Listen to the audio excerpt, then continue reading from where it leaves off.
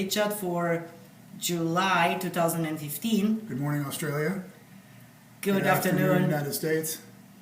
And the UK. Good night, UK. UK, we have no idea where you are. It's the middle of the night, I think. Hey, good to see you guys. How you guys doing? Bobby and Rex, Brett, Chandel, what are you doing in the VidChat? Chandel is visiting the United States now. Oh, you're logging in the VidChat from Vegas. Christoph, Connor, everybody.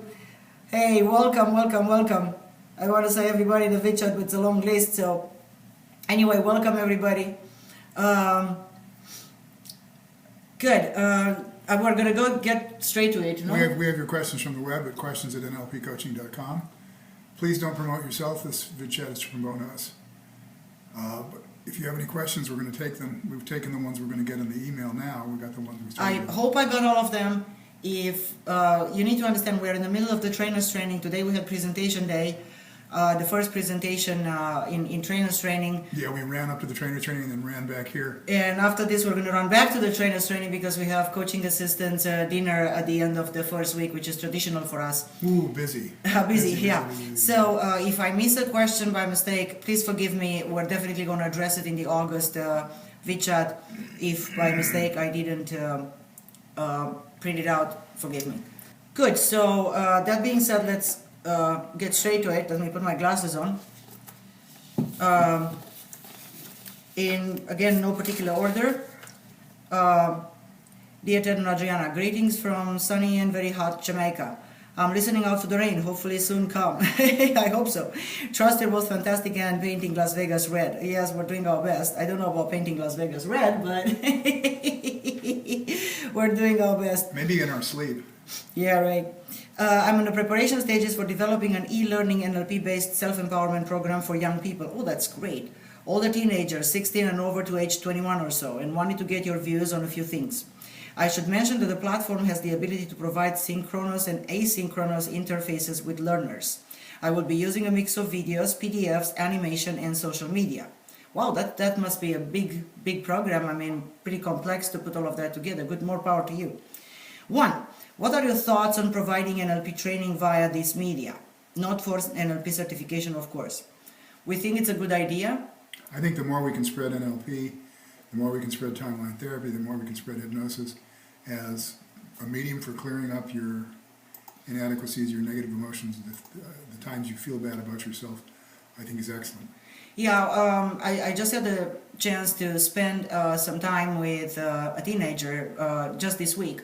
And I learned a little bit of, I actually remembered how people think when they are 15, 16 and that age, and what's important to them at that stage. And we assume they think.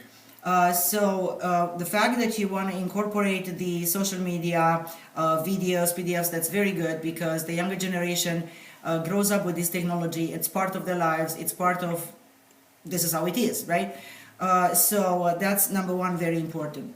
Number 2, providing NLP via this media is probably extremely good for these people. They won't appreciate very much sitting on a classroom, although if they see the benefits in what you present, that may be step number 2 for them, I'd say. Number 2, what kinds of techniques do you think would be most useful for young people to help them be at cause and to change their mindsets? Here is something interesting. We had in Master Practitioner and now we have in Trainers Training a 15-year-old, and by the way, he's doing just fine. He's doing great. We treat him like an adult. And he behaves like an adult. And he behaves like an adult, and he's doing very, very, very, very well. He's doing excellent. Actually, we have 2 teenagers in Master Practitioner, and both of them were actually more alert and more awake to what we had to teach than some of the adults. Yeah, so yeah. What's that telling you? That's true. So what techniques? Treat them like adults. If you can inspire them, is exactly as we do in NLP trainings. Explain to them cause and effect. Explain to them responsibility. If you can install in them this and teach them to be at cause and inspire them to adopt this mindset. Remember what we say in the trainings. It's not necessarily true, but it's a mindset that's very useful. What a difference it will make in the life of an adult, a young adult, If they grow up thinking that they are in charge of how they experience reality called life, versus they are victims of what's happening around them, victims of system, victims of other people, victims of economics, and so on and so forth. One mindset inspires creativity, finding solutions. The other mindset inspires dependency and entitlement. You gotta do it for me. Somebody's gotta do it for me. Therefore, I don't have to do anything. So, I think probably the most important technique that they need to learn to answer the question is creating your future. The technique of creating your future. How do you create your future? How do you put something in your future and make it happen? Yes. And one of the things that a kid from junior high to high school, grades 9, 10, and 11, 8, 9, 10, 11, 12, like that. One of the best things they can learn is how to put their year into their future. So how can they put getting all A's in their future? Yeah, they have the life in front of them. They're just at the beginning. So by learning that and hopefully applying it, they will grow up into capable, right, solution-finding adults. And you're offering them the tools to make it happen. You're not just talking about it. You tell them, do this, step 1, step 2, step 3, and this is what's going to happen. Now you got to teach them the difference between focusing on what they don't want and focusing on what they want. Many of them are already taught by well-meaning adults, who inspire them to quote unquote be realistic. They're taught to focus on what they don't want. It's a social program. Yeah. It's installed as far as I can see. It's installed right back to grade 1 when they're in school. Right. Which is, I can't have what I want. I can't do what I want. I can't be who I want. And so they need to discover if they focus on what they want, then they can create it. Now, we're already answering a little bit the next question. Would you recommend doing timeline therapy for this target group and in this way? Sure, absolutely. Yes, I would. As a trainer, you know that it depends. The same message can be presented to different groups of people if you frame it correctly and according to the needs of that group of people. So you need to frame it correctly for this age group. Don't sound too academic and too pompous and too philosophical. Address them at their needs and at their values levels. If you're certified in timeline therapy, you could do a weekend seminar, similar to the secret of creating a future in content. Sure, we don't always recommend that you do timeline therapy online with them. Yeah, probably not a good idea to do it online, but it is better to do it in person. Because you cannot supervise them and you cannot attend to them individually if they get stuck above the timeline. So in terms of what do you do, 3 things in order for the negative emotions to release, that is a problem if you do it online. They need somehow to be able to be attended to personally. The personal touch is very important there. So I think that's an absolutely great idea. We wish you good luck with this. I think that if you manage to put it in place the way you want it, you're going to get... And by the way, let us know how it goes. Let us know, if you encounter any other problems.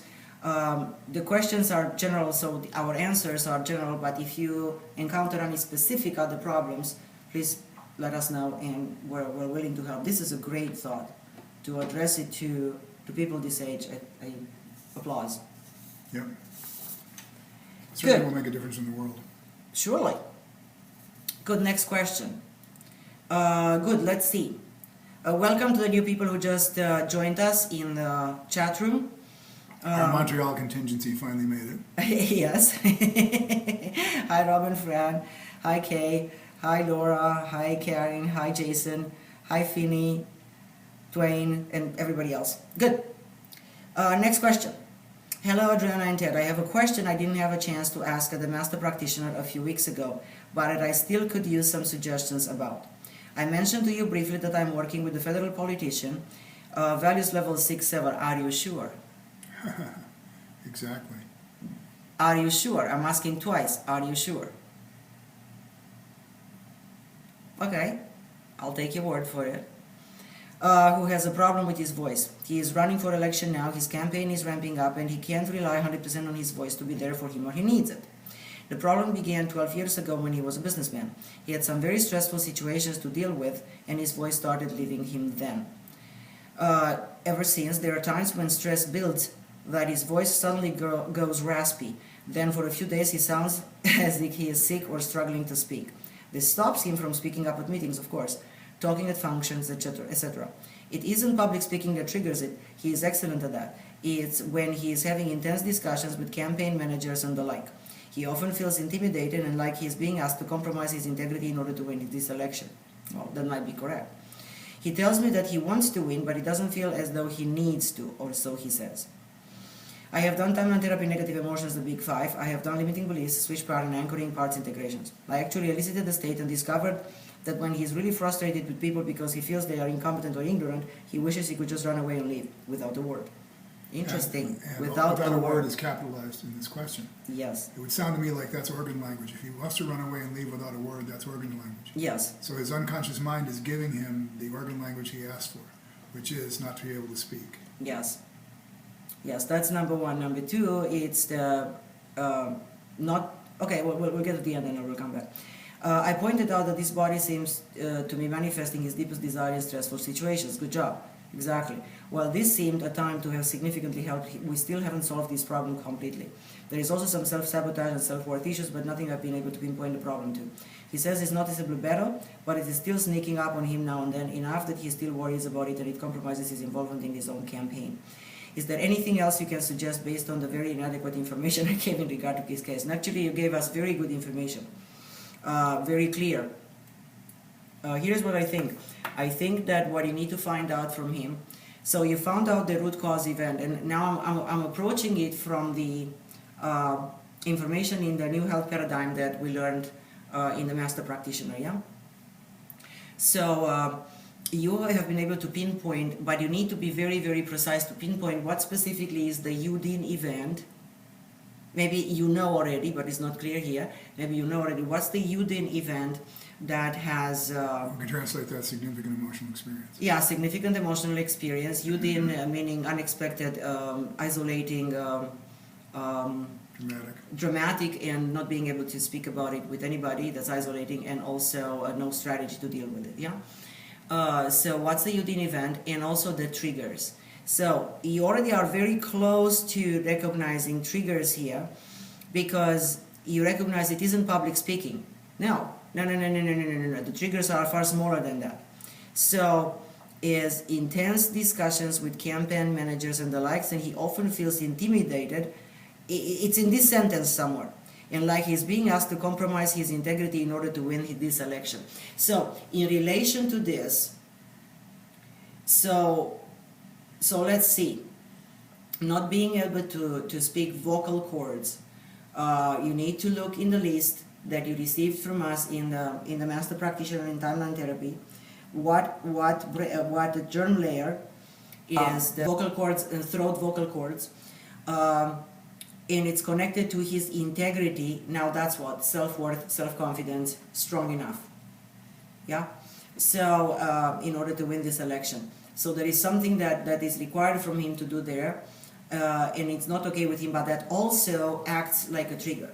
So figure out if every single time he feels intimidated, so there are two parts of this sentence. One is that he feels intimidated, and second one, and that he's asked to compromise his integrity in order to win the election. Yeah, now you can work on, you can do swish with this, definitely change the triggers into the 7 modalities of resolution, re-trigger it, learn what the triggers are from him, and then re-trigger it in the session. I'd like to know when he does it and when he doesn't do it. Exactly. For example, if he's having stressful discussions with campaign Does it managers, happen every time? But if he doesn't feel that his integrity is being compromised just to Right. win the election, Right. will he lose his voice? Exactly. So it's kind of like, when does it happen, when does it not happen? That's what we talked about in your master practitioner training. Right. Right. So folks, here is the thing for the questioner. So find out the triggers and see if you can re-trigger him right then and there with you. And do it and do the change the resolution, change the submodalities, do switch pattern if necessary, and until he cannot, you try to re-trigger him and you can't. He's not re-triggerable. If that's a word. It is a word. We trigger a bull. Oh boy, yeah. And have him play the triggers for you, and trigger him if you can find the correct triggers. But you need to find out the triggers exactly, and then Exactly. have him not respond to any triggers like this. And if he finds other triggers, do the same with next triggers. The way to have them not respond is to put them in resolution. Yes. By the way, for those of you who have not been to the Mastery Prac recently, I'd recommend you come back and review. Adriana did a kick-up job of meta-medicine and incorporating it into the timeline therapy segment, and it really works well now. And also we have a pretty much revamped value section where a lot of information added to values 7 and 8, and also very practical explanation of what is it around us that we encounter in our daily life that belongs to each values level. So it's kind of a revamped the whole When value Adriana section. revamped the value section, it began to make sense. So, Good, so let's come back to this. So this is a decision. If he wishes, he could just run away and leave without a word. see, that's a low organ language. Somewhere in the past, he has taken this decision. It's been an event where he wanted to leave and not say anything, leave without a word. You have to change that decision because he's acting upon it. He's still acting upon it. And also change the triggers of that event. Right. So you have two events and several triggers to take care of. I hope we made sense out of this explanation. And don't let him off the hook unless you cleaned up everything, really everything. And good luck to you and to him. Probably he's really a good guy since he's having a problem with not wanting to compromise in his integrity. These are rare people. These are really rare people in politics. So really good luck to you, and I hope you do well. And if you have more questions and you need more help, we're always happy. We're always happy to help. Yeah, even in between VidChats, if you need some urgent, just send an email and write urgent. But please don't write a long email. Just do bullet points so I can answer rather quickly, because we're in the middle of the training season and virtually we have no break until we finish in September, and after that we pack our suitcases and we Go to Australia, where we have no break. Good. Next question. I'm sorry folks, I'm going rather quickly through the questions. We want to make sure that we attend to all of them, and then we ran to the training room. Good day, Ted and Adriana. Trust you are both well. Thank you for wishes. We are. I have been invited by the churches in my area to set up a children's program for offspring of soldiers with PTSD. I am setting up a questionnaire for parents, as I will be attending a week seminar where soldiers with aforementioned will be counseled with their spouses. The idea is to start in Sydney and roll it out over the whole of Australia. I have begun to devise a program inclusive of a picture book with timeline therapy incorporated. I don't understand how you would do that. Picture book with timeline therapy incorporated. We need to make sure that you're not, first of all, you're not infringing on the copyright, you see, because you need to make sure to get in touch with the Timeline Therapy Association and ask this question, because if you put the diagrams and the things from the manual, they call it timeline therapy, but it's in another book, that's a copyright. Could be a copyright violation. A violation, yeah. So you need to make sure that you're doing good. But the idea is good. So let's see. Maybe you need to simply teach them from the manual of timeline therapy. In your contract it says that you cannot change anything that's in the manual, and you cannot put it anywhere else. So the end aim is to get it to UN level and drop off one of each into every refugee camp in the world. That's a big plan. That's a big goal. Okay? Do you have any graduates working on the same type of program? Not in the church environment, but we have graduates working with PTSD. It's actually a very famous organization by now in the UK, which is called the Warrior Program. You can find them on the internet. We have some graduates of ours that work in that program, and they apply timeline therapy for PTSD, and it works just fine. It Prince works Charles great. recently came out in support of Last year, I think, was it last year or Yeah, a couple of years it ago? was I last don't know, last year, I think. And he came out in support of that. praised it very highly, and we've had nothing but good results from the Warrior program, which is a program for PTSD Well, in the UK. I don't know if you want to set up a children's program for offspring of soldiers with PTSD. Here is the thing: you need to make sure that you have the support of the congregation, of the community in general, because you can do timeline therapy. If you're a timeline therapy trainer, do not attempt to do this without being a timeline therapy trainer, because you don't know how to work with groups. But if you're a timeline therapy trainer, then you can do timeline therapy with groups, and you get all the offspring, all the children, and allow them to let go of their negative emotions in relation to one of their parents suffering of PTSD, because children are traumatized themselves when they see, the father or the mother in the family suffering so badly because of PTSD. So the children are traumatized themselves. Therefore, you can do timeline therapy with them, and then if you assist the children, then maybe the parents will be willing to participate too. Know one thing. Here is one thing that you need to keep in mind, which is not a small thing. And we talked just recently to a gentleman that has been in the military for a long time, and he confirmed this, and many people in the military have confirmed this for us. Many of the veterans that are suffering of PTSD have also a grand secondary gain, because if they can get better, they lose their benefits. Now the benefits are not that great, but they are something, and the most difficult problem they're encountering is that the system has dumped them. Right. The system has dumped them, and it gives them, drugs and a little bit of money, and just go away. So this is the problem you encounter.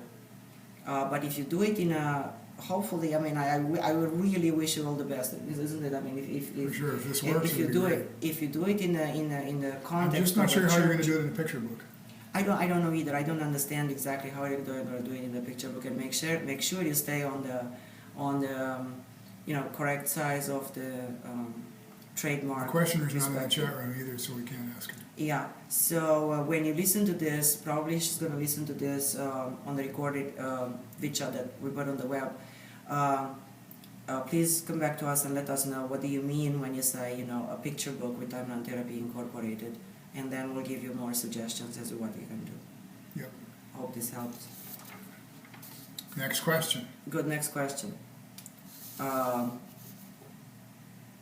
Adriana, hi Ted. When I make a decision and take action, I notice that I'm done with old patterns and I close the loop.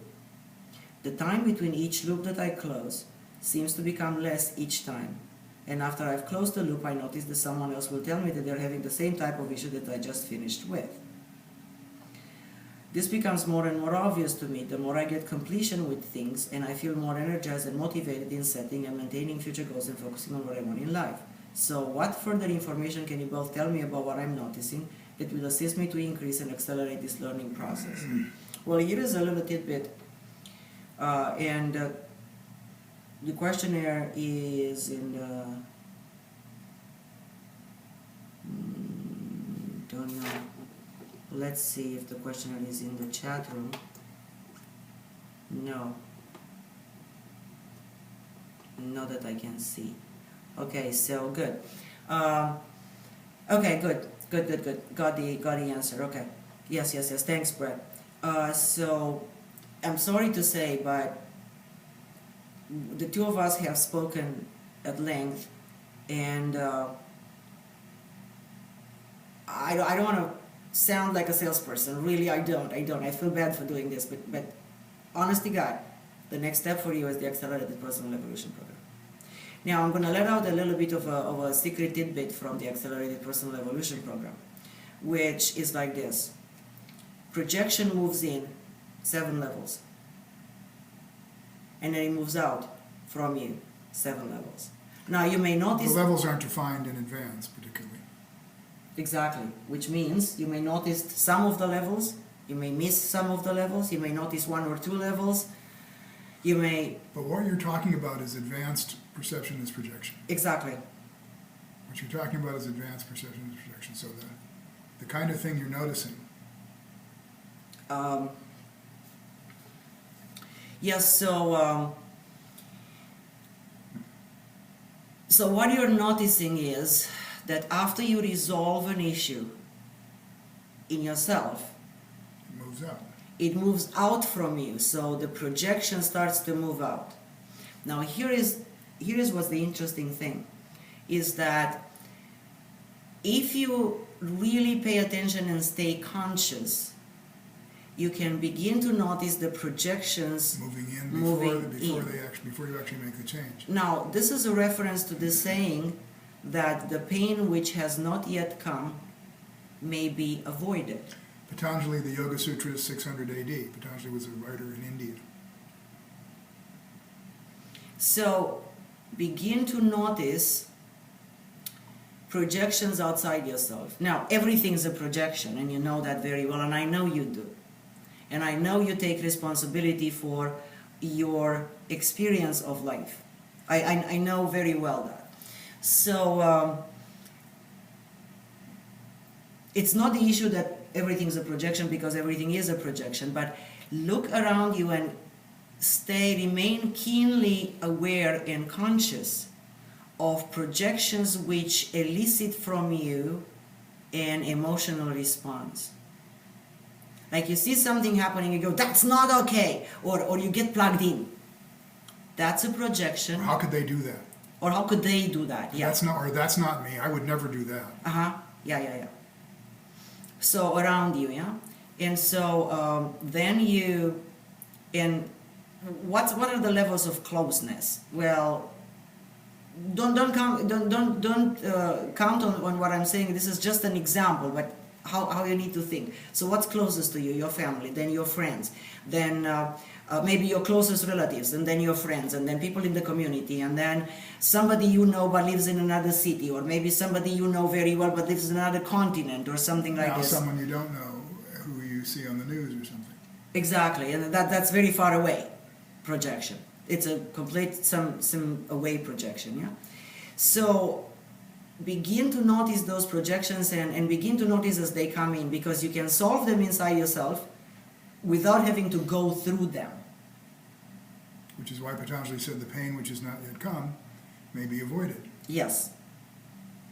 That's cool. And if you pay attention to projections and your perception of your own projections, which means your emotional response or not, because there are some projections that are really screwed up, and we don't have any emotional response. We go, okay, that should be dealt with by the letter of the law, and so on and so forth, right?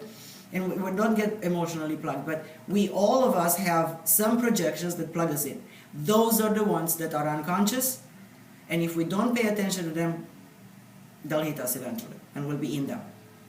But you can avoid that. So this is a very good process you can do, and I still say, ABAC. Good. Shall I read the next one? Yeah. Good. Let's see.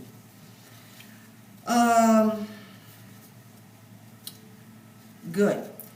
Here is a question that has several points, and it is from one of our coaching assistants that is assisting right now in trainers training, one of our trainers. And I am going to answer the first part of this question. The second part of this question requires a lengthy discussion, and I'm going to do it tonight at dinner. We're going to answer directly tonight at dinner.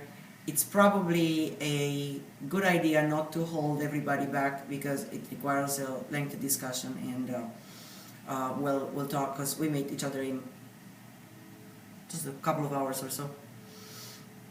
Good. Question number 1. During Master Practitioner Values section, you mentioned that values level 3 are being drugged into values level 4 compliance. I said it's possible, and it's happening because of what we experience in terms of, namely, I name estrogen. She says prescription drugs, street drugs, food, drinks, Yes. etc. But in all of those, one of the components, there's more than one, but one of the components, just to, narrow down the focus of our discussion, is estrogen. And estrogen takes the aggressiveness that is particular to values level 3 and quiets it down and makes values level 3 placid and obedient, therefore displaying values level 4 behavior. Now, once To a certain extent. To a certain extent. Now, once that stops, let's say that everything stops, they will revert to their normal neurological development, and if they're doing values level 3 thinking at that time, they'll exhibit values level 3 behavior. Yeah. I just wanted to specify this for those of you who have not been in the master prac recently. Good. Next paragraph. This sounded off an alarm in regards to possibly missing the neurological values level 3 and focusing on values level 4 behavior. Good observation. Good thinking. Yep. Words, etc. Can this apply to manipulating the neurology of individuals displaying values level 5 back into values level 4? Okay, let's stop here for a second. It's possible that any event could put a person from values level 5 back to values level 4, or 6 to 5, or 4 to 3. It's possible that any event, whether it be a personal event and it happens only to the person, or whether it be a major event in the country or in the world, could have the effect of changing the values levels. And generally, a very stressful situation will put the values levels back. So as a general rule. Now let's talk particularly about values level 5, because I assume, this is an assumption on my part, but I assume that you are asking in the context we were discussing in a training room as to the bigger context of what we experience, all of us right now, in terms of the values levels that transitions and what's happening in the world and what we experience regardless of whatever part of the world we live in. Right. That's my assumption, yeah. So in general, if you look at it, values, and you know this, values level 4 cannot recognize values level 5 and will think of values level 5 thinking as being 3. Fair enough.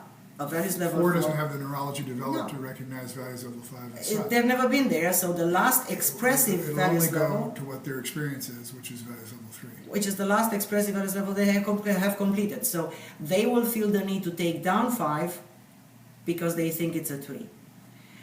Can you create stressful situations for 5 so they behave like 4? Absolutely. Put more rules and regulations, scare them, curtail their entrepreneurial spirit, have them pay 3/4 of their income on taxes, and the 5 will find no need to work. Remember, 5 will work, is capable of tremendous amount of work if there's a it's reward. worth.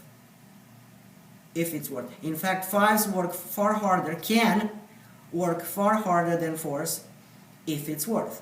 So that's an example of how can you put, cut the wings of values level 5, for instance. Could you do it with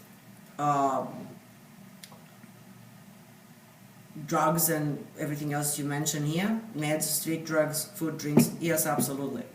You can numb the neurology, you can stop it from developing, you can destroy the normal development of neurological connections, stop them or even revert them with everything you mentioned. Absolutely. Is that possible? No discussion about it. Yeah, so that's also true for other values levels. How low and how badly can you destroy someone's neurology? Well, it depends on how healthy they are.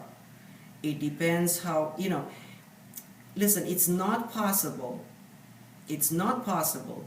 to ingest, may I say, crap, yeah, That's a technical term. and expect your neurology to be healthy. It's not possible. So that means you ought to be looking at drinking pure water, Eating, clean organic food, real food, not plastic replacement. Yeah. Stay away from sodas, from all artificial sweeteners, from all processed meats in general, especially they are dangerous because they contain nitrates, and The problem also with wine, for instance, is that it contains sulfates, and a body that contains a lot of sulfates is much more prone to ELF EMF interference. So there's a lot. So it depends on the immunity of, if the immune system is really in high gear and relatively healthy. I'm saying relatively healthy because I haven't seen a 100% healthy person in a very long time. I don't think I've seen one in a very long time indeed. So I'm saying relatively healthy, and now in functioning in high gear, it's harder. Although they'll feel the effects, but it's harder to curtail and cut their wings and neurologically, to hinder their development. Next paragraph, it says here, will the coaching values inventory smoke this out? Yes, if you interpret it correctly. And if the person, I'd say that you can. If the person is responding truthfully and is not giving you bogus answers, right? If it's not, the person is responding truthfully, that's why you need to do it with them. Do it quickly with them. Don't give them a lot of time to think. Fire the questions one after the other very quickly. So they have to, you'll get truthful answers. And if you interpret it correctly, yes. With the effects of the systematic drugging impact the answers, that's also possible. So you need to know what drugs are they on? How long have they taken it? How impacted are they? How affected are they? Yeah. Prescription drugs can be a problem if you're taking more than you've been prescribed. It's not good. Yeah. So all of that is absolutely, it's possible. We always start. You have a good sensory acuity, and you will take a detailed personal history, and then you'll find, a lot of information from the client that could give you an insight whether that person is capable of rational thought and or they're in la la land. Yeah, but your thinking is totally correct. Totally correct. All of those are possible. Yes. Should I be mindful of this when selecting clients, paying greater attention to the details, words, and physiology, or operate from the standpoint that due to multiple brain entrainment techniques, the client's neurology is operating at the lower values levels? No, don't think that because of that the client's operating at the lower values levels. Even let's take the.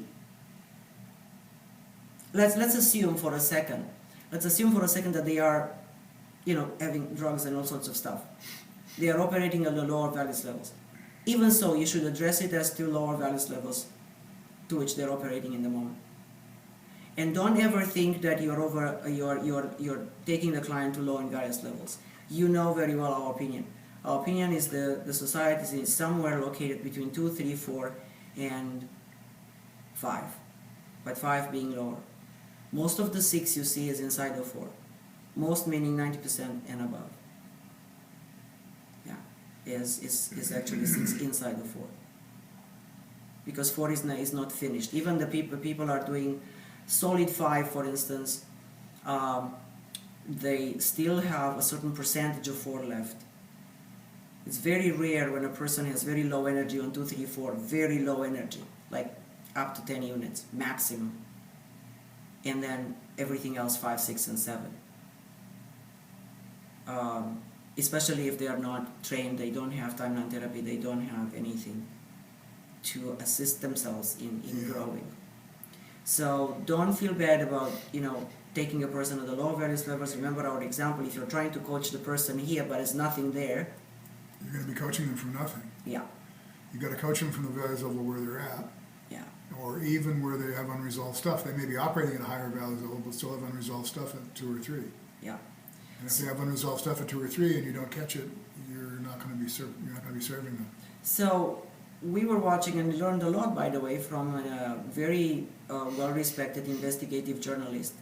And this woman won Emmy Awards and all sorts of things. And she did a lot of daring things, investigating areas where most people will shy away.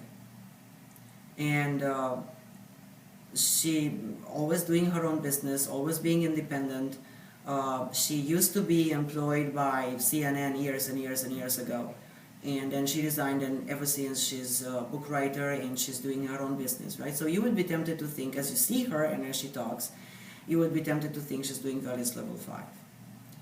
And yes, she was doing 5, but inside of 3 container, because recently she has changed her tune, and we heard her for years now, here and there, so we can kind of follow up, different interviews. And recently she said it was like textbook, it is just unbelievable how people utter their utterances as textbook from Graves, analysis of values levels. She said recently something like this: oh, and it's all a test from a higher intelligence to see if we're worthy of evolution. That is so That is so four. textbook. It's absolutely 4. With 6 inside of 4, so it's not inside of an organized religion, it's inside of her, the New Age concept. 6 inside of 4. So therefore she was doing 5 inside of 3, and now she's doing 6 inside of 4. So it would have been very tempting to analyze her as 5. And you know what, the 2 of us have made several mistakes. In fact, we even hired a person thinking that he was a 5 and he was a solid 3. And he tricked us. 5s are chameleonic. 3s are chameleonic. 3s are chameleonic, sorry. 3s are very chameleonic. They will play whatever game they want to play, and they play it very well, because they're inborn pathological liars. They can be. Yeah, well, you gotta do that in order to get it off your chest, get it done. I mean, most kids get it done because they start lying to their parents, lying, cheating, stealing some money from mom's pocket, and so on and so forth. So most kids do it in a very simple and non-offensive way. It's a problem when you're stuck there and you grow into an adult and... All right, so good. Actually, you're a kid, but you grew into an adult. Your body grew into an adult. Right. You're still doing the kid stuff. You're still doing the kid stuff, yeah. And then all of a sudden one day you wake up and you're like your mom. Or your dad. Yeah. You go from kid stuff to mom or dad. Okay, the next paragraph says that when I heard that the light bulb went off, and it made sense as to some of the things that I've been seeing in a few clients. Could I have a greater impact on unraveling patterns sooner, had most precise tasking, and so on and so forth? When you are in doubt, always evaluate lower. Keep it simple. If you doubt that it's a 5 or 3, think of 3. And you can ask some pointed questions. You can ask some pointed questions, which are all out of the keywords that you have in your understanding of values. Okay, next. Question number 2 we'll take tonight at the meeting. Question number 3.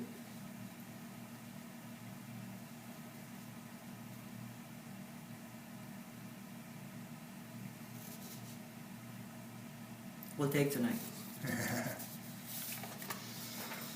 Actually, I should take this with me. Put this aside, I'll take it with me. They're both lengthy discussions, and I want to go through all this pile of questions, yeah. Hi Adrian and Ted, I have another question for VidChat. That's if you're able to squeeze it in. We always like to squeeze in all of your questions, folks, and we love the fact that you think, and we love the fact that you want to make a difference in general on this planet. On the homepage of the NLPcoaching.com website, there is a tab called Timeline Therapy, and under that there is an option to choose Change the Future, with 2 audio scripts to listen to. In this section, it is mentioned about external reality. Can you please explain what external reality is? Everything that's not internal. Everything that goes around outside you. Everything that's around your body. Whatever isn't you is external reality. And your internal reality is when you close your eyes and you go, and it's your set of beliefs, values, whatever your mind, your imagination, whatever you're thinking of, whatever you're feeling in your body, whatever the sensations that you have in the body, everything is internal. Everything else, when you open your eyes and look around you, that's external reality. Having said that, we know it's all a projection. But external reality means the reality around you. Yeah. So how can we stay aware of it, and how is it important that we contribute in this period of transition in changing the world's future timeline as individuals? It's important that you have as many people do that as possible, because what we'll reach is a critical mass. If we reach a critical mass, what will happen is, with a very small percentage, say 5 or 10% of the people, the rest of the people will begin to think that way also. Yes. It's kind of like a laser. That's a process that we put there, and we recorded it, and we put there for free, and for especially designed for the purpose of if you want.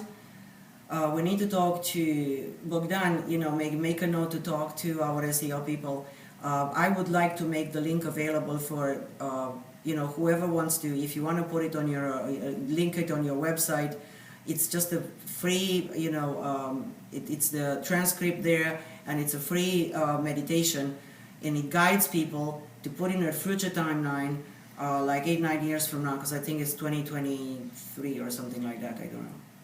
I don't even remember, because we did it a couple of years ago.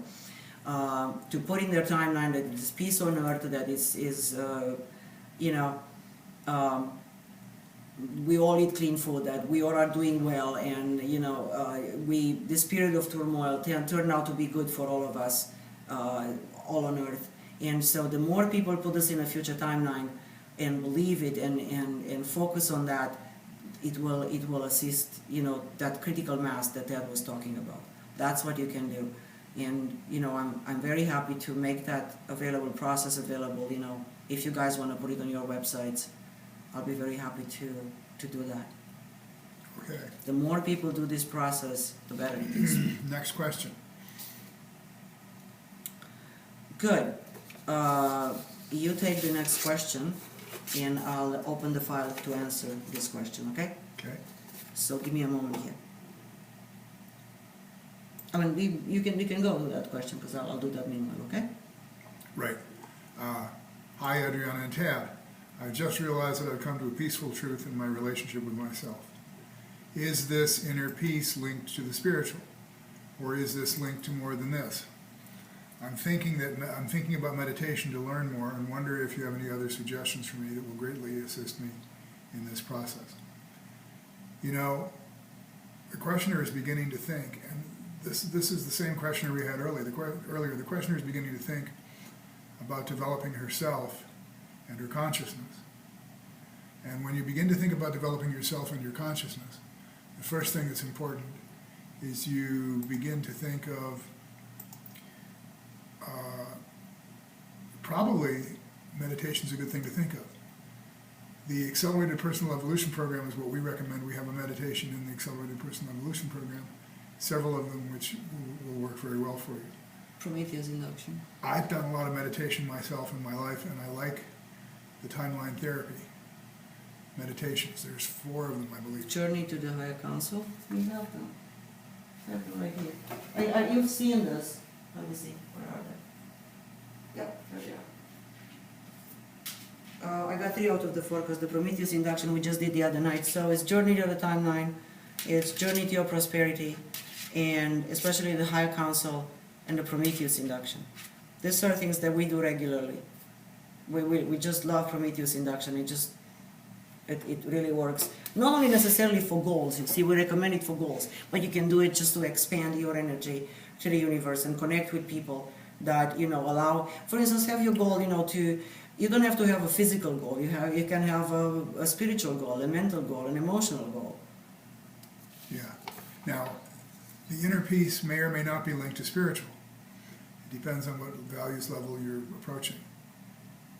If the inner peace is linked to spiritual, it's fine. A lot of people relate inner peace to spiritual. So that's okay. I'm thinking more about meditation. She says, I wonder if you have any suggestions for me. My favorite meditation, in addition to the ones at the Accelerated Personal Evolution Program, is in the book The Lost Secrets of Ancient Hawaiian Huna. And it's called, it's the one on the light. It's the meditation on the light. So if you meditate on the light, the way it says in that book, that will work very well for you. Other suggestions for me that will greatly assist in this process. I think one thing is to not take your defeats too seriously and do not take your victories too seriously. That's what I would say. Okay, Okay, I'm ready your turn. with the next question. Can I give you this? Sure. Oh, I gave you 2 questions there. Gave me all the questions. Oh, good. Hello, Ted and Adriana. I have a question in relation to myself and issues with acne and eczema. I feel unsure on what to do now after taking action in different ways and still not achieving clear skin. I will explain what I'm doing and have done for each so far. Acne, it is appearing around my chin and jawline and started November last year. It presents like big lumps under my skin, really painful, and each one can last for weeks without even forming a head like cystic acne. I had some acne as a teenager, but not like this, and have not had any issues with it since back in high school. I have looked over and over the medicine and read different articles. I understand acne being skin is in relation to boundaries, contact, or separation. That's correct. Yeah, it's related to cerebellum, and so it is on your chin, under your chin, and around your chin. So remember, the metaphor is it's like someone throwing daggers at you, yeah, or separation issues. So you had a touch here of something. So you say, Or someone. it happened last November. So you need to pinpoint with precision the Udin event. Now you also know that the skin's growing in the stress phase, and the red with the head, it's starting to form in the first part of the resolution. Yeah, so you need to figure out when is it growing, when is it in resolution, when is it growing, when it is in resolution, and what triggers it each time. Yeah, so I have released negative emotions. I'm setting and enforcing my boundaries when needed. I had some result about 3 months ago, but I have now come back badly over the past month. So okay, good. So what happened in the last month that is similar to what happened last November? Right. That's gonna set off the trigger. Because you're back in it. You're back in it. So let's think of it. So it's here. What happened here? You had the touch of somebody. You touched something. Maybe you took it in the chin.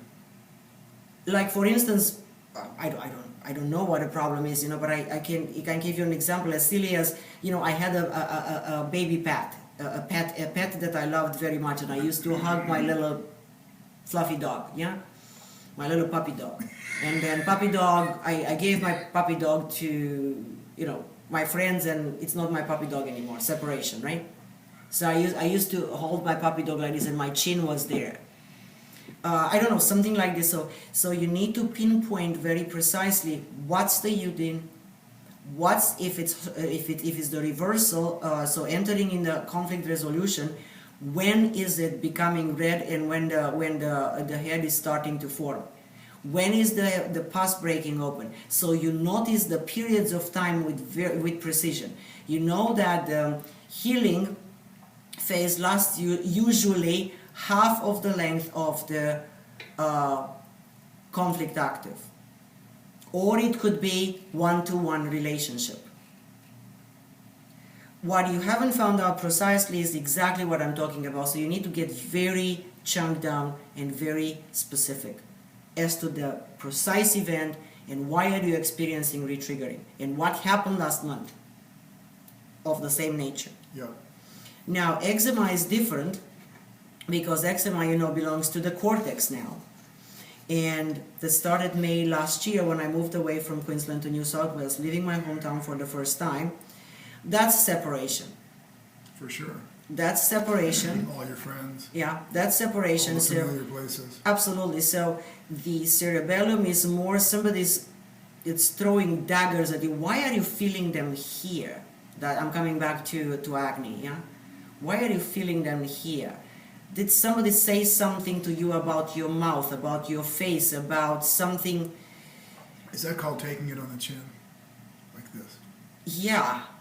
So it's remember, cerebellum has to do with being pierced, it's the protection, it's the deeper layer of the skin. Yeah? And if it's acne. Now eczema is a different story. We're coming back. I backtracked for a second, now we're coming back. Eczema is part of the cortex, and that's separation. Is it in the same area? Let's see. in my hometown for the first time, and all my friends, family, and territory. I feel I have a clear issue with separation from the mother, as feel neutral on this. Also, my mom has suffered from eczema severely her whole life. I feel congruent about where I am, and I'm happy that I left.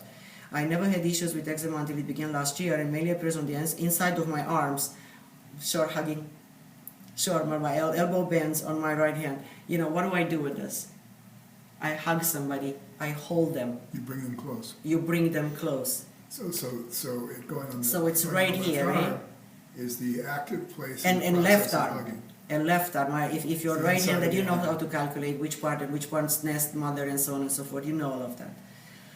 I never had issues with eczema until it began last year, and mainly appears on the inside of my arms where my elbow bends, and on my right hand. Oh, on both, inside of my arms and on my right hand. So if you're right-handed, what do you do with your right hand? Right? Separation. Holding hand with somebody. It's some sort of a separation issue. It goes in and out of being dry and scaly to red, bumpy, and painful. You need again to notice when it's dry and scaly, because that's conflict active, and when it's red, bumpy, and painful, actually it is in resolution. Red, hot skin, itching, yeah, that's in the first part of the resolution. What's happening? You're looping. Looks like the healing's been interrupted. Yeah, you don't go through the healing crisis. You go into the first phase of the healing and then go back into the... Are you seeing the people regularly? When you're seeing your mom, family, or people that you left behind, don't be stuck on your mom. Yeah, people that you left behind. When you're notice if when you're seeing them, you are getting into dry, scaly, or are you getting into red, bumpy? Because when you're seeing them, you get into red, bumpy, you are in resolution. Then you leave them behind again, you get into dry, scaly. So again, you need to pinpoint precisely the two phases and what happens exactly when it changes from one phase to another. That's what you're missing here. You have the big picture, you have the total understanding, but you're missing the details. And with this one, in general with meta-medicine, you gotta get very, very specific as to the date, of the resolution, as to where you are in first and second phases. Now, one more thing, I used to have on my forehead this kind of a, you can call it acne. I had actually I call it a pimple, you know, but it was pretty big. It was the size of my nail. Now imagine how big this is, yeah? The size of my nail, it was just a bump. It just stayed there. And it stayed there for, couple of months. And it slowly grew like this, you know? I had to put a lot of makeup and put it a little lighter in color so, you know, it's not observable, because it was right on my forehead. It was like I had a horn, you know? And, I think maybe you did. And but this is to me, you know, and I know in general that I am low estrogen, and I've been low estrogen all my life. That's my body, right? So I noticed that I solved this. That was a band-aid, but it solved the issue. Yeah, I solved it by putting estrogen, and then it just retreated and disappeared. So sometimes this is also hormonal. Yeah. So I don't know how your level of estrogen is. You might need to take a little bit of estrogen cream and just put it right there, or whatever it is. Well, in my case, it was on the forehead. You know, in your case, would be here, and that may solve the issue. But in general, pay attention to the details and the precise onset and the triggers that trigger you from resolution into back into the conflict active. It doesn't have to be new udins. It's just a trigger. Good, I eat 90% organic food, drink reverse osmotic filtered water. Yay! What does 90% organic food mean? Well, the 10% you never know, because you think you eat organic and whatever it's in there. Yeah, but if you eat 100% organic, you're probably eating 90% organic. Exactly. We're deluded. We think we're eating only organic. Or is it the situation where I eat a McDonald's hamburger and pretend it's okay? Nah, I don't think so. Knowing her, no, I don't think so. You know, it's kind of like, I know this hamburger is... Come on, the other day we ate that pate and we were sure it was organic. I'm certain the pate was organic. No, I'm certain it was. Well, it comes from a good delicious. store. It comes from Germany, but Yeah. it comes from the south. I know that Bavaria is pretty clean, but see, we can't swear. I think rules are made to be broken. Yeah, once in a blue moon. If you shoot for 100%, you ought to be able to have a piece of pate every now and then. Eat paleo diet style, minimal fruit, and occasionally eat sugar on the weekend. Exercise daily, use natural organic skin products the best I can, and I've been talking to the recommended supplements from the manual for the last 2 weeks plus colloidal silver.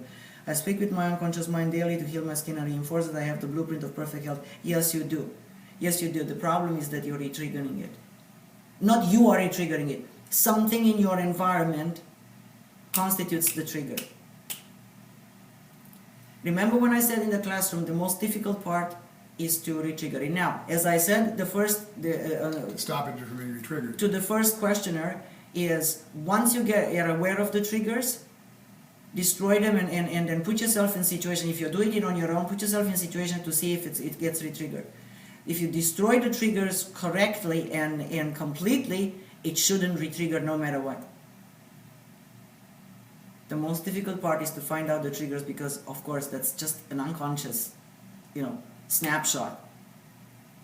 And we're not consciously aware of what those specific triggers are. I don't know what I'm missing. I hope we gave you some ideas, of what's missing. I figure there must be an unresolved issue and problem there that I'm not getting, but I don't know what it is. I feel I tend to whatever and whenever stuff comes up for me. Do you think it's an unresolved something from prior, or the symptoms occurring and being triggered over and over? Yes, you are being triggered over and over. Yeah. Quick question in relation to a client with tasking. If there is an issue with, is there an issue with sending the client back into the stress phase by them doing their tasking? I'm working with a client who is in the resolution phase. No, devise the tasking so that they don't end up punishing themselves, meaning sending them back into the resolution. Yeah. I think you should be careful not to put them into the conflict active again. Keep them in the resolution, and yet have them. So the tasking should actually be devised in such a way that keeps them in the resolution. Would you agree? Yes. Some of the tasking in relation to the problem has been difficult for them, so I was thinking, would it be possible for the tasking itself to be a stressor to cause them into the stress phase, conflict active? Well, is the same stress? Because you see, the conflict active, the stress belongs to that particular conflict. If your tasking doesn't belong to that particular conflict, it shouldn't reactivate the conflict, but it should reinforce the solution to the problem, which is the resolution. That's how I think about it. Part of the client's tasking was to ensure adequate rest, diet, supplementation, etc., to ensure the body was getting what it needed for the rest phase. I don't see how that could be stressful. Me neither. Unless you are working with a person that is the provider, for instance, in a family. Or they're used to being very active and they want to control their own business. And now for them to take time off and rest is to get them into the stress of I'm losing control over my business. In which case you need to devise, again, chunk down. How much are you going to rest? How much are you going to take care of a business? And you need to make peace. We used to have an old saying in Romanian language, which is to have peace in between the goat and the cabbage. I don't know, it doesn't translate good. That sounds profound. It sounds very profound, So somehow to make peace in between their need to do whatever they want to do, or they feel that they need to do, and attend to what they need to attend to, and yet at the same time. Last, for instance, one thing that you can say is at 8:30 every night the light should be off. Send them to bed early. That's pretty measurable. Either it's off or it's not. Yeah, I don't watch TV. Well, give me a break. Yeah, just go to sleep early. Go to sleep at 8:30. There are some hormones that are produced if you go to bed by 10 that aren't produced if you go to bed after 10. you'll never produce them. And they're hormones that provide healing, and they're hormones that provide anti-aging. So, and provide good rest for a person who's in need for rest in the healing phase. right. Absolutely. So I think you need to get to bed before 10 o'clock at the very latest.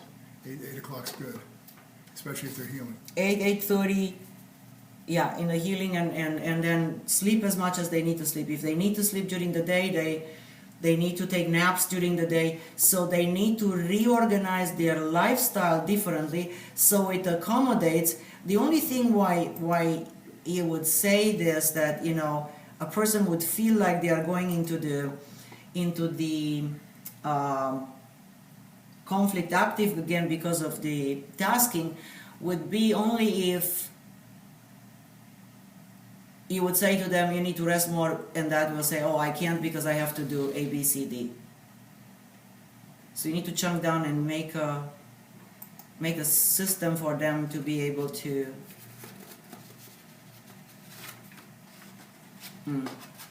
yeah, but that's what I'm thinking. I hope we gave you some ideas and some suggestions. Yeah. Here's one.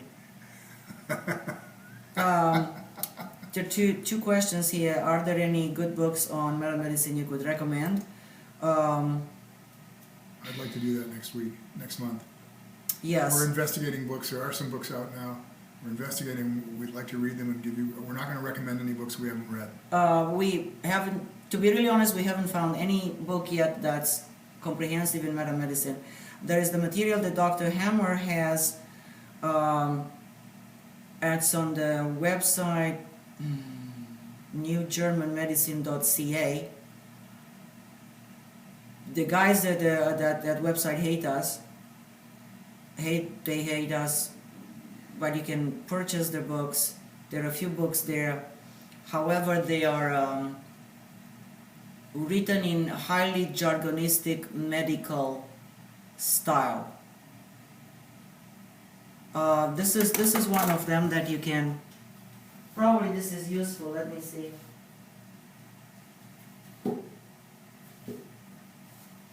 Yeah.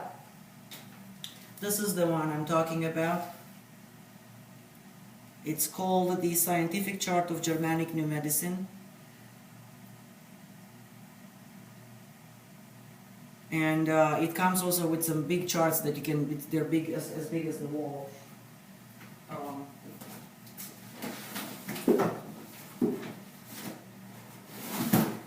Whoops.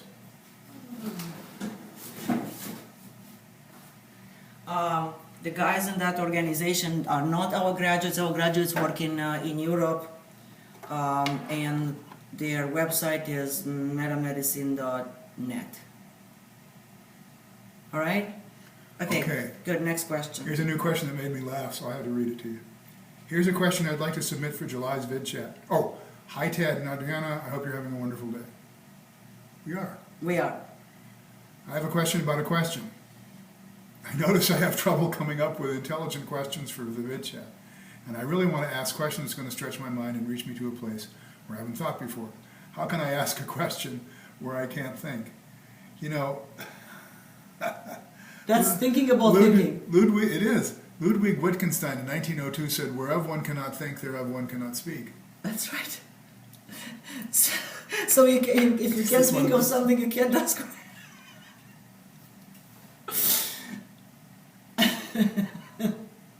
So if you want to ask questions that stretch your brain, read books. Read books that we haven't mentioned, because if we mention them, we've already read them. Yeah, read books. But it's I don't know. This is somebody who thinks. Yeah, but I don't know what to say to that question. This is a problem, folks, because many people nowadays hate reading. And they say, can you They teach us how have to speed read? an innate dislike for reading, yeah?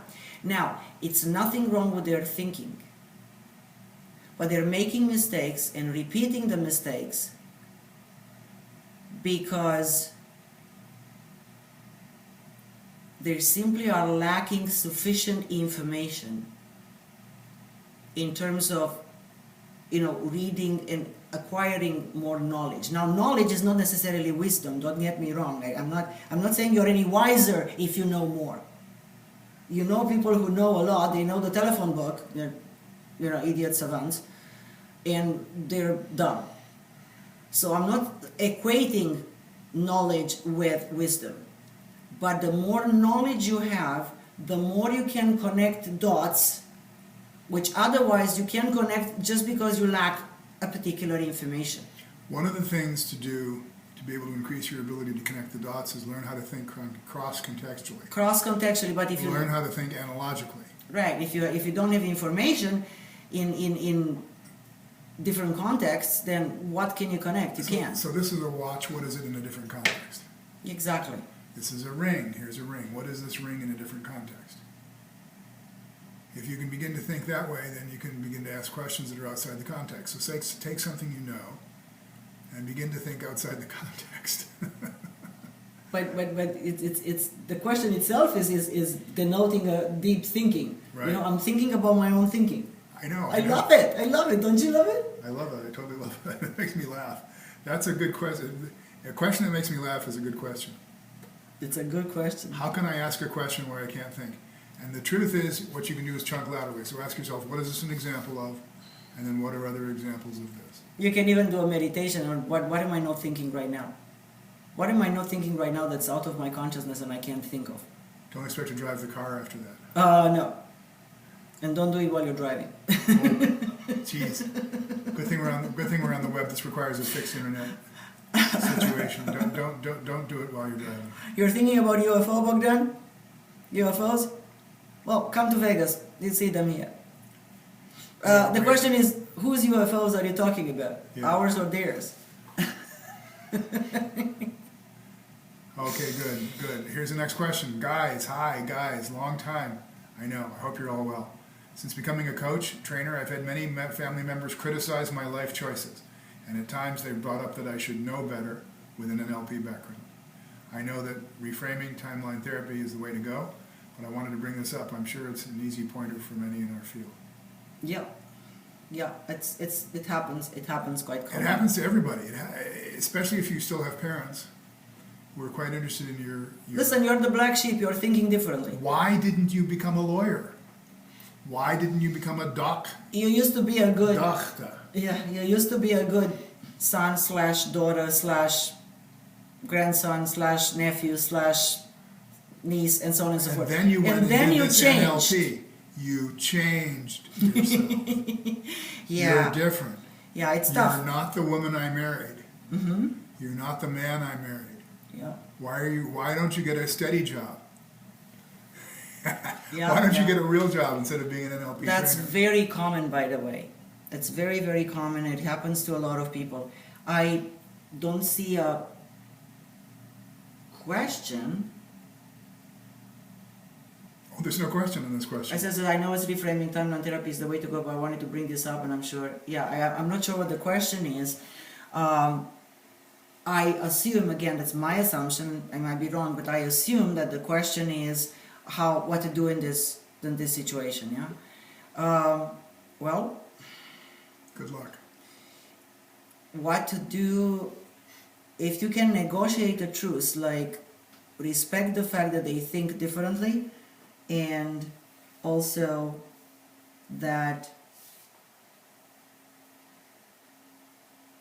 you think differently. Huh? Yeah, you're going to think differently. Here's the problem. You're going to think differently from the way the family thinks. Yeah. They're not going to be able to think the way you think. Yeah. Like, for example, if you say, Mom, you're drinking fluoride. Why are you drinking fluoride? She'll go, because it makes your teeth healthier. There was a big thing going on from 1950 that fluoride made the teeth healthier. Well, the jury's back in, and it doesn't. Fluoride's actually dangerous. And you know what? It's the people are waking up. I had our 5-stage, our reverse osmosis water filter changed. Just the other day, The other I day? had to change it. And I said to the guy, I want a fluoride filter. Well, he came back and he said, I've got the fluoride filter. It's perfect. So we got the reverse osmosis fluoride filter and we got the extra fluoride filter on the thing. And he said, I didn't know these were available. He said, but I know fluoride's bad for you.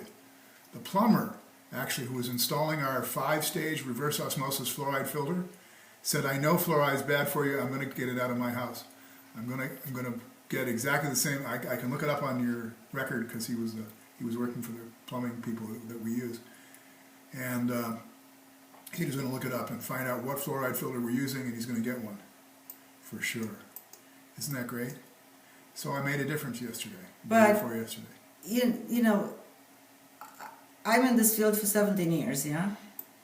And my parents don't understand me even now. My father even said to me very clearly, I'm not interested in what you do.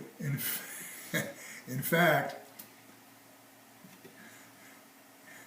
he's never been able to understand it. He's never been able to understand it. No, he said to me straight, I'm not interested in what you do. And then because I don't buy in his way of thinking as being a victim, we don't understand each other. So it's more difficult. I mean, it's easier for me because my parents are far away. It's more difficult when you live with these people because you're the black sheep. They can't understand you. So here is, I think we had an article written by Brad in Australia, our trainer, Brad Greentree in Australia. And he wrote, actually, you have to find it in the archive, because he wrote an article on how gradually and slowly, step by step, little crumbs, little bits, one bit of information today, one bit of information next month. He has managed to do this with his family members, but it took several good years. I think people are changing. I think the time people are changing, yeah. But you have to understand that for the general public, when they look at us, we're weird. We're very weird. I'm weird for sure, and I know it. But I've been doing this for 33 years. I've been weird for 33 years. Yeah, a comment in the VidChat, I have found similar. Swimming upstream does seem to encourage the naysayers. Just make me swear harder. Yeah, for you as for you as a motivator.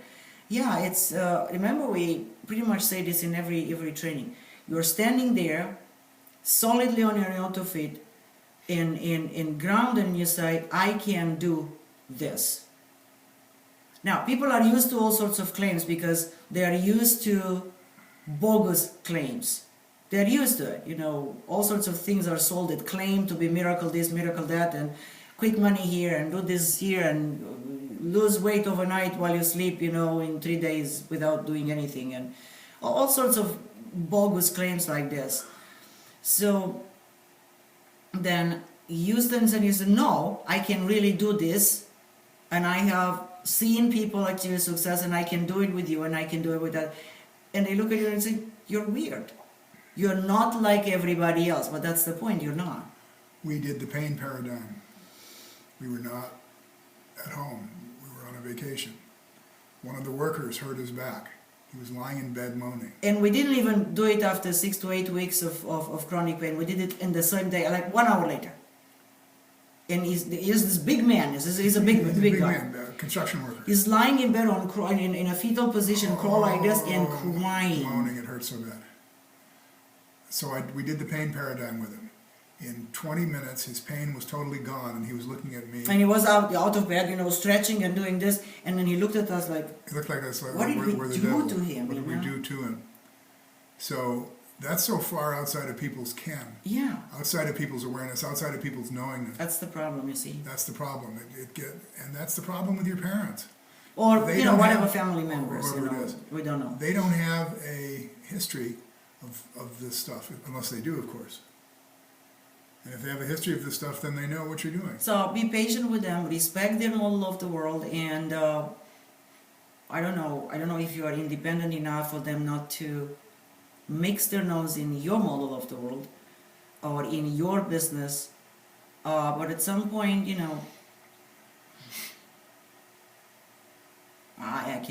it's not my business to suggest anything.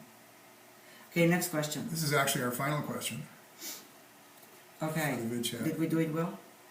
Did we do the VidChat well? Yeah, it's 5:21. Yes, we did it well. We're going to make it to the coaching assistants meeting, yeah. I've been thinking some more, he says.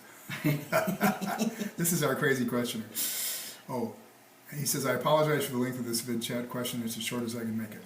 I've been thinking some more, and this could be all just a game for my mind, but if a person was to stop playing mind games in their own mind, and others were to give up their minds in an uncontrollable mindless act, could the mind that stopped playing mind games mind the mind of the mind that is uncontrolled with the other person's highest intent in mind, and quietly teach them mind control? I mean, if I wasn't in control of my mind and a dear friend was in control of their mind, enough to assist me to gain control of my mind, I really wouldn't mind. Even if they were to read my mind and accurately feed it back to me with the control that I lacked, to help me eventually control my own mind lovingly. So if this was happening and I was mindful enough to pay attention, I could master mind reading accurately enough to support the minds of many with their highest intent in mind in a joyous and loving manner, couldn't I? There's that tag question again. If that was what some people wanted, like I would. I've always wondered what the key was to accurate mind reads, and this could just be in my mind, of course, but if you don't mind, could you please speak about what's happening in your mind when it comes to accurate mind reads? And could all this just be me blowing my own mind? Well, first of all, we don't mind answering the question about mind, yeah? If we mind, we tell you. If we minded, we tell you. But we don't mind. So let's see. The presupposition here is that if you couldn't be in charge of your mind, somebody else could take command of your mind and help you out, right? Oh, Yeah, so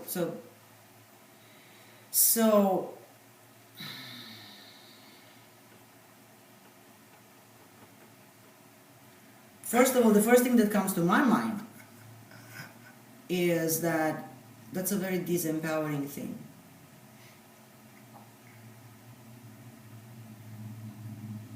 That presupposes that there is nothing you can do to be in control of your own mind,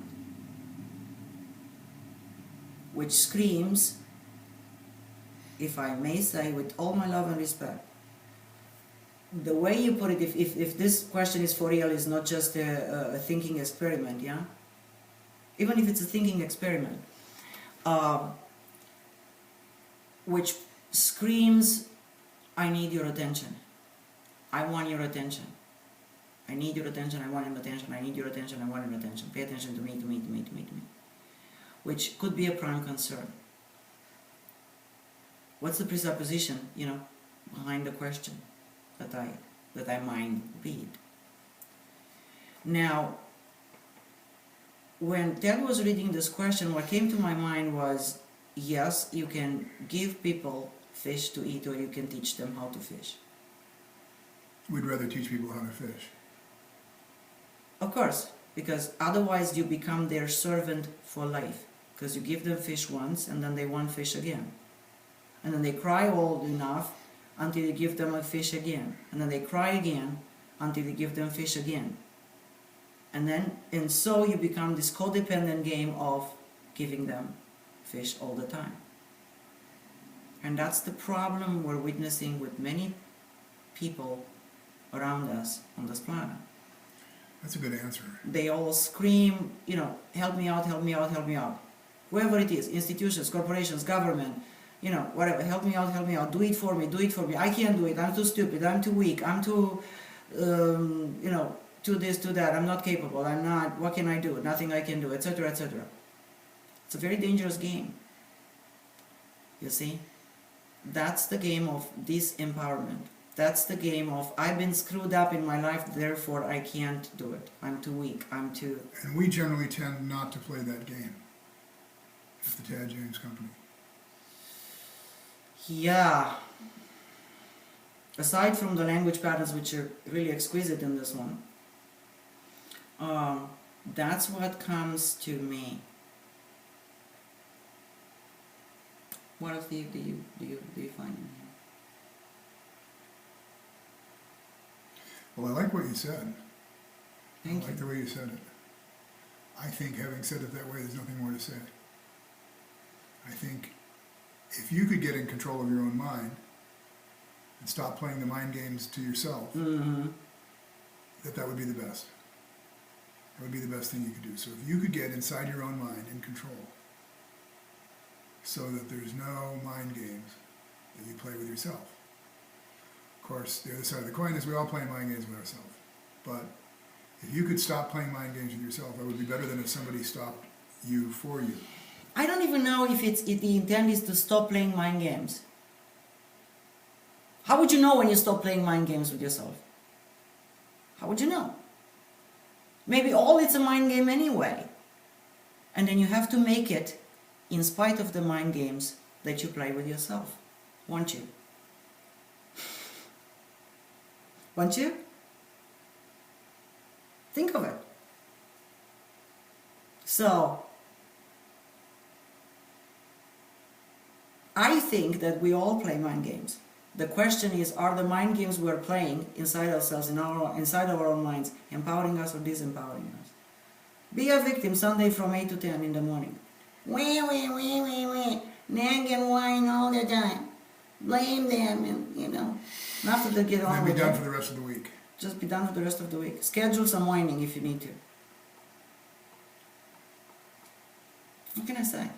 We all play mind games. We all do it. It's the nature of the mind. It creates this inner reality, this inner bubble that's not real. And yet for us, we swear and we bang our head against the wall and we go, no, it's real, it's my reality. You can see it too, can't you? I'm sure there are shared parts of reality that we all will all partake into, right? But we all have all our mindsets, as long as we're still human beings. Soon we'll be all extinct and replaced by androids, and those won't have any realities separate from the reality constructed. We'll be little Samsung galaxies. Unless they'll become self-conscious androids. Okay, we don't want to get there. No. We don't want to get there. Anyway, so here is my advice to this questioner. Make it in spite of the mind games that you play inside your own mind. The best revenge is success and results. Now, I am not sure, folks, if we took this question last month. So Dwayne's in the chat room. Dwayne, can we ask you, did we answer your question last month? The question about values levels, when you find yourself, pulling questions from the upper values level, did we answer that? Dwayne's in the chat room, but he's not answering. That means he fell asleep. Oh. Nope, yes. Yes, we Oh, did we answer. answered, okay, good. So Okay, I printed it out again, okay. Well, there was a tour de force. We went through them like rather fast. Folks, we have a little bit of time. Any more questions? Fire them now. Fire the questions in the chat room. Does he fall asleep or at work though?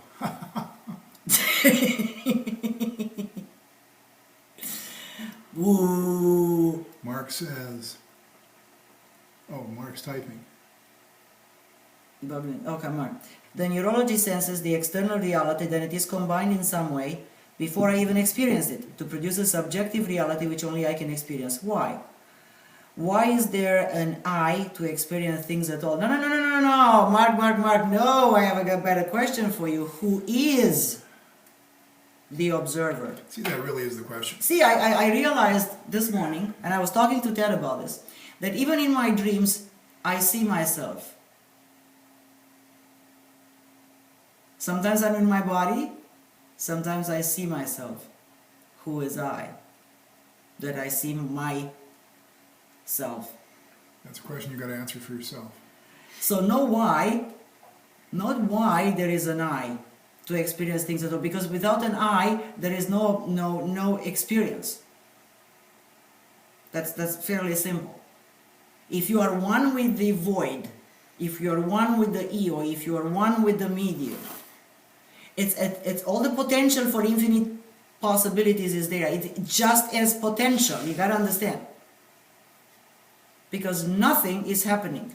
There is no movement, there is no emotion, there is no peace, there is no love, there is no happiness, there is no hate, there is no joy, there is no anything, there is nothing. Everything's potential. and everything exists, but unmanifested. Now, when the moment it manifests, it begins, Mark, this is an NLP term, it begins the chunk down process. It begins the process of separating in smaller and smaller examples of the one infinity. As such, the examples have boundaries. We have boundaries. We finish somewhere. Our bodies have boundaries. We are just examples, yeah, of this.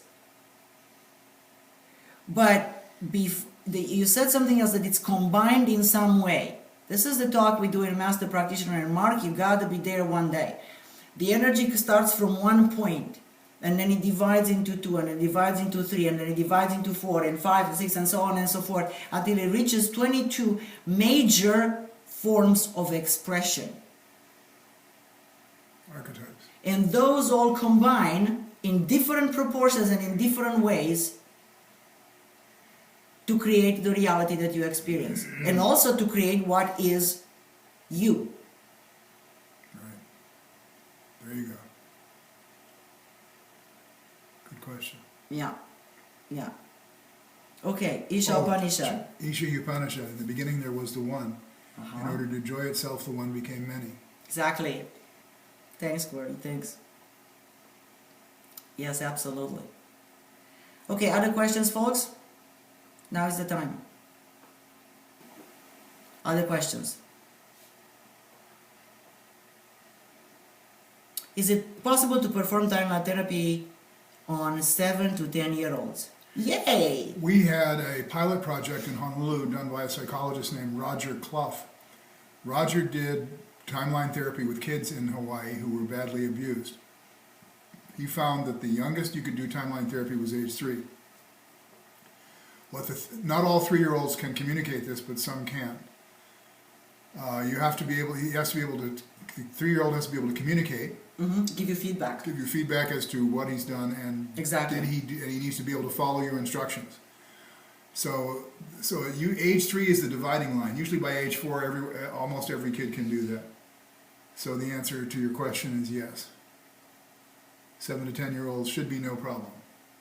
And their timelines are short, so you got to move fast. Make it fast. Make it like a game. Play with them, yeah? But you don't know where your timeline is. Yes, I do. Yes, I do.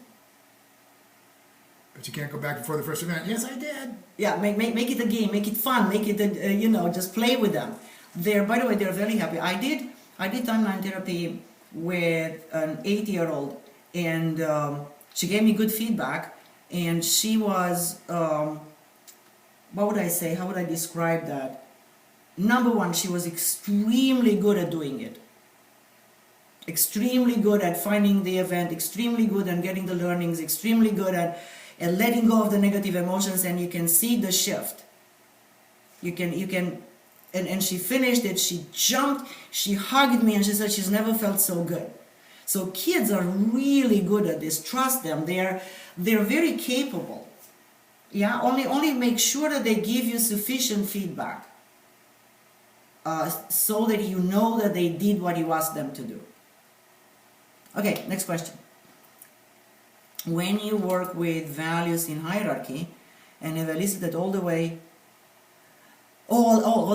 froms, let's say in the context of living, do you remove all the away froms or only related to the problem? Let's say problem is health and they have an away from in money. I personally think it should not be necessary, but I'm not sure.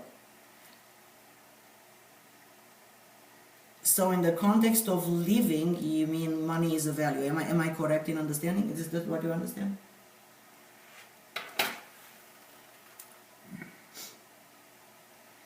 So we generally only remove the away froms that are contextualized. I'm going to answer the question. Trying to figure out what it means. Yes, okay. We only remove the away froms that are contextualized in the context of the presenting problem. Right. You got to remember with timeline therapy and the values also, we work from the presenting problem. So if it's not a problem, like I have a value for X, if it's not a problem, we're not going to work with that value. We don't need to. Same thing with the timeline therapy. I have an event which I have no problem with. Okay, we don't need to do anything about that. But if you do have a problem with a certain event, then we need to work with it and let it go. Let go of the problem. So I hope that answers your question. Do you do all away froms? You do all the away froms that the clients mentioned. You definitely, if it's health, then you have to definitely clean up, it's better say, all the away froms related to all the away froms for all of the values in the hierarchy in health. And also you need to find out from them if they are willing to live. It's not well said, not they are willing to live, if living is one of their values. Yes, if living is important for them. And continuing to live, a long life, long and happy life. I think that's important. I think we'll take one more question. We should go as soon as we can. Yes. One more question, I just is typing.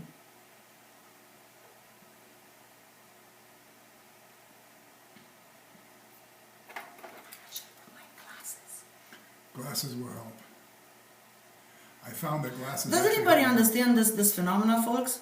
So, if I am in a room inside, especially in artificial light, I need some very, very low glasses. I mean, like 0.75. Yeah. But if I'm outside in sunlight, I don't need glasses. Doesn't matter how small or big the writing is, or if I read on yellow paper, or... Does anybody know what's up with this? Because I'm not sure.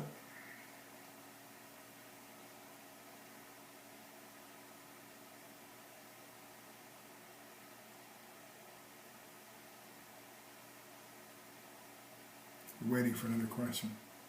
All right. Thanks for waiting with us. I don't think we're going to get another question. I don't think. Oh, there we go. I had to think about it a moment, but it made sense what you said. Okay, good. Okay, good. Okay, perfect, folks.